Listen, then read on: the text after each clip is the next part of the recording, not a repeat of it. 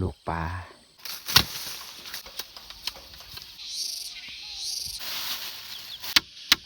ทำให้กูเล่าให้ดูหน่อย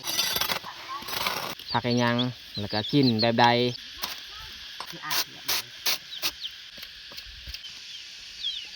มันหิวมันก็มากินตัวนี้ก็ยังบวช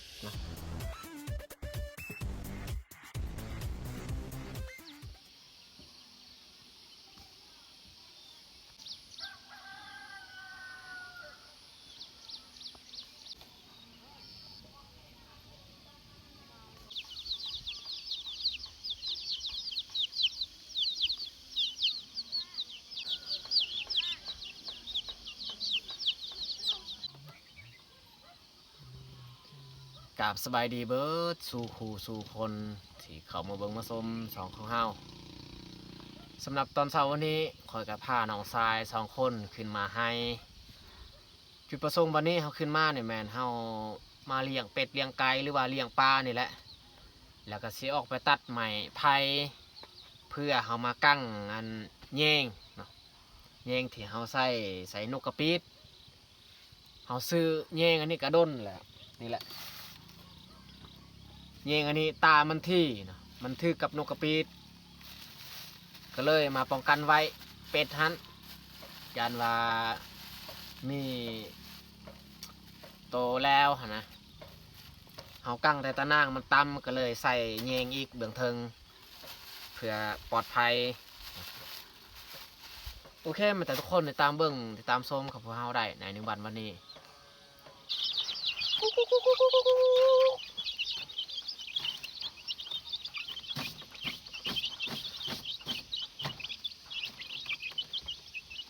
1 2 3 4 5 6 1 2 3 4 5 6 7 8 9 10อ้าว10 ต่อหายไปใส่เลย2 ต่อ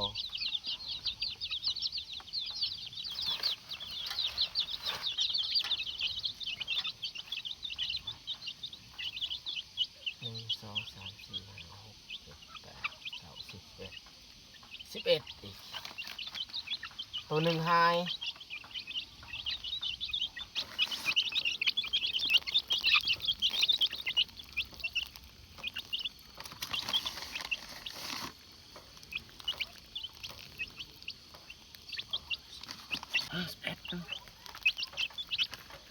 ผมว่า12 ngàn lần rồi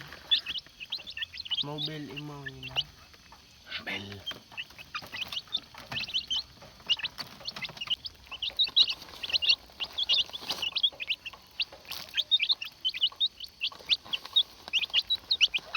อีเด่งนะดอกดำ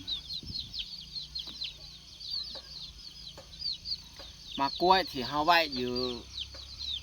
เที่ยงให้นี่ยังบ่ทันสุกปานใดแต่ว่ามากที่เฮาเอาเมื่อไว้อยู่เทิงเตาไฟนี่สุกแล้วนี่มันยังแข็งๆอยู่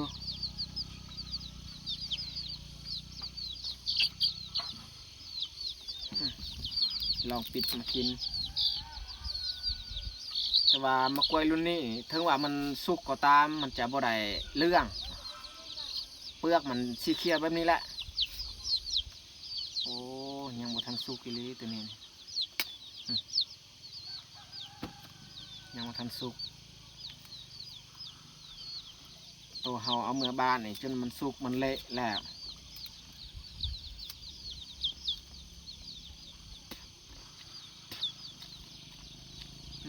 กินบ่ได้ปลาไว้ข้าวให้ของเฮาเนี่ยงามคักมันหักกะขึ้นใหม่ๆตอนเช้าวันนี้นี่ฝนตกตั้งแต่มือวานนี้กลางคืนก็ตกแต่ว่าตกบ่แห้งจนหอตอนเช้าวันนี้มันจึงเช้าแล้วก็มีตะเว้นซองมาอีกตอนเช้าวันนี้พุ่นตะเว้นแต่ว่ายังบ่ทันแดดเพราะว่าหมอกค่อนข้างหนาหญ้าก็บ่อยากเว้ามันเริ่มขึ้นแล้วได้ทุกคนเลยมันยังน้อยๆขันบอลได้บอลที่เฮาได้จูด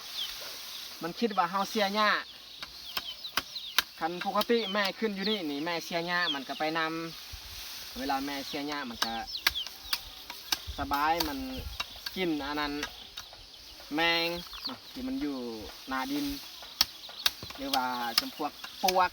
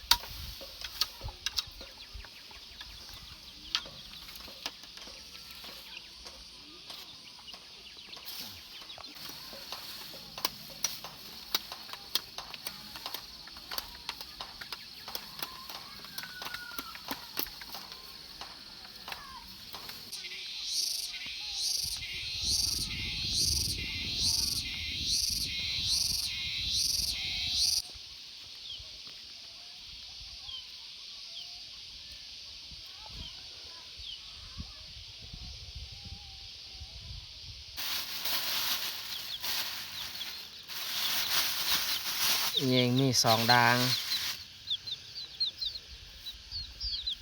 เขาใส่ปีนั่นมันทึกนกแต่ตัวเดียวนกกระปีดนกกระปีดมันก็สลัดได้ทุกคนนะ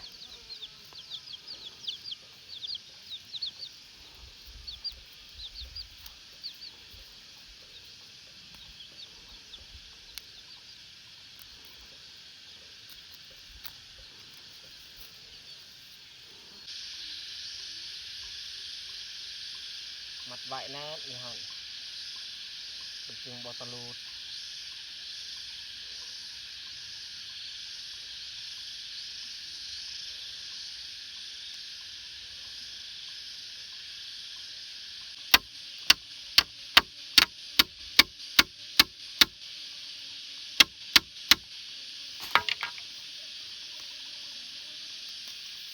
เกาะใส่แบบนี้มันจึงบอตลูด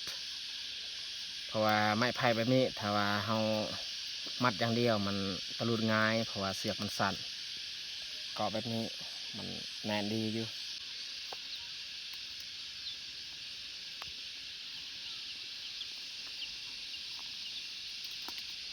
ทำให้กันเลยดูหน่อยนี่จุดอะไรตะกอนรู้เนี่ยจุดติงกระบอกมันกันเลยก็ด่าเก่ารู้เนี่ยเอากันเลยหายสดรู้เนี่ย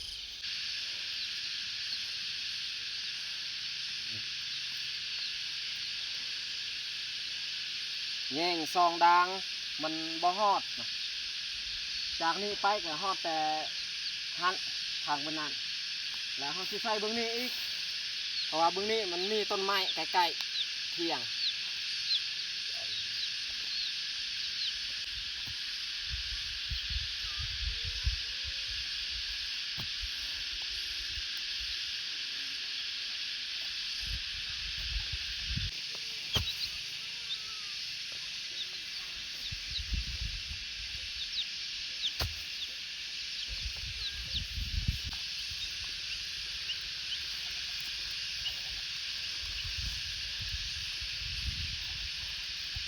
ตาปวดกัน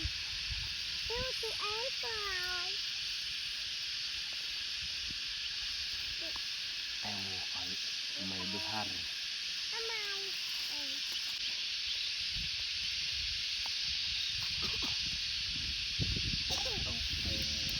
มัดดอกเรียบร้อยเอากลางไว้เงง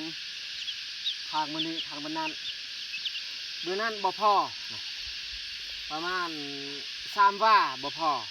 เพราะว่าเงงเฮามี2ด่างมีแต่เฮาซอกเบิ่งว่ามีมองอันใดที่แบบเฮาใส่บ่ได้เฮาเอามากางดูนั่นไปแล้วเลย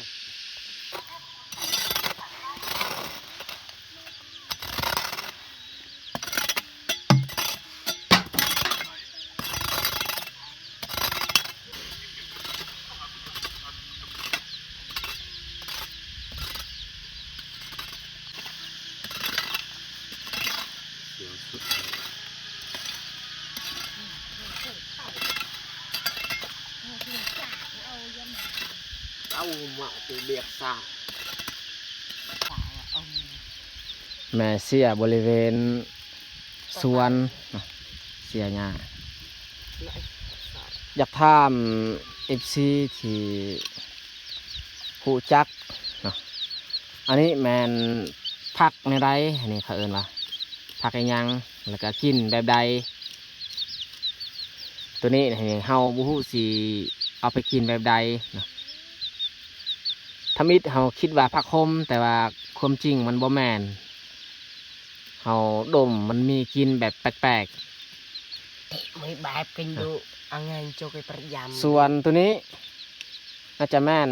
ใบกะเพราอันนี้ตัวนี้กะเพรา lọ con nóm sập ตัวนี้อีกจักรยังตัวนี้กินต่างอีกต่างจากผักอันนี้เนาะนี่อันนี้แม่นาเตื้อยเพิ่นหวานเนาะเพิ่นหวานใส่ถ้าว่าใครฮู้ก็สามารถคอมเมนต์บอกเนาะวิธีเอาไปใส่อาหารการกินแบบใดเนาะเพราะว่าเฮาอยู่บ้านนอกก็บ่ค่อยได้ฮู้จักประเภทผักที่เฮาบ่เคยปลูกบ่เคยกิน อันนี้ก็เธอทำอิฐที่ FC จากฝั่งไทยส่งมาให้พวกเฮาก็เลยหวานไว้อยู่นี้ตัดเอาต้นกล้วยเพื่อเอาไปเลี้ยงเป็ดนะกล้วยตัดเอาเลย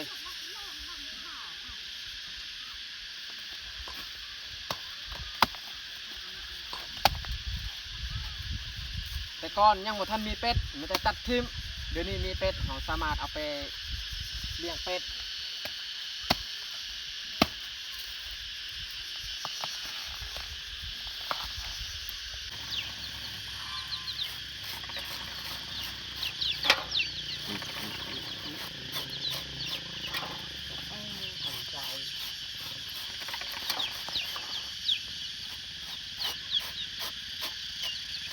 nó hình xàm đừng anh chị ăn vậy này nhà thằng này bị ắt giáp trong yên xe rồi chợ ngào dạ mà anh từng nô lắm anh lậu từng từng lên nó đi ra thân nó lên nó lậu nó thôi nó nó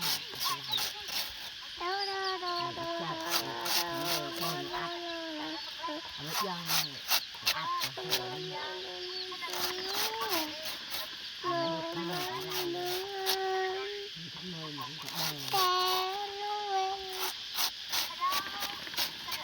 เขาซอยไว้สำนีก่อน Ý เขา nè สิไปเลี้ยงเนาะเลี้ยงเบิ่งว่ามันสิกินหรือบ่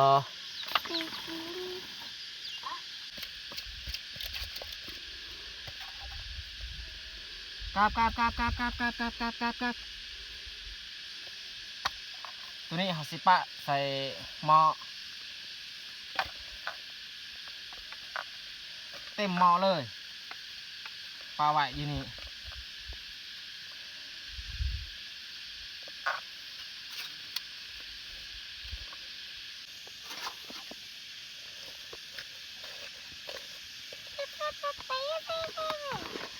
ใส่ถึงอันนี้ลงกราบ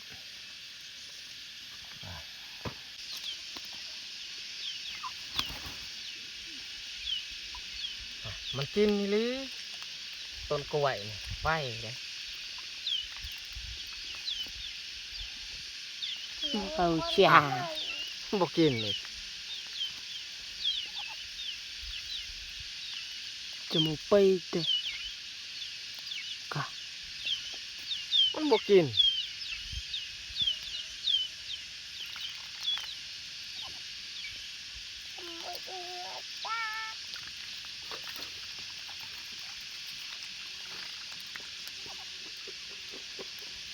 เย้ป่าอยู่นี่แหละมันหิวมันก็มากินตัวนี้ก็ยังบ่เบิดเนาะเนื้ออันห้ำกับมันเนาะอยู่นี่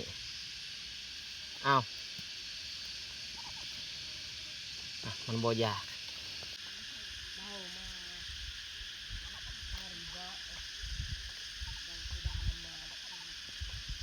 มันบ่กินในต้นกล้วยหรือว่าเฮาบ่ต้มสุกบ่มันบ่กิน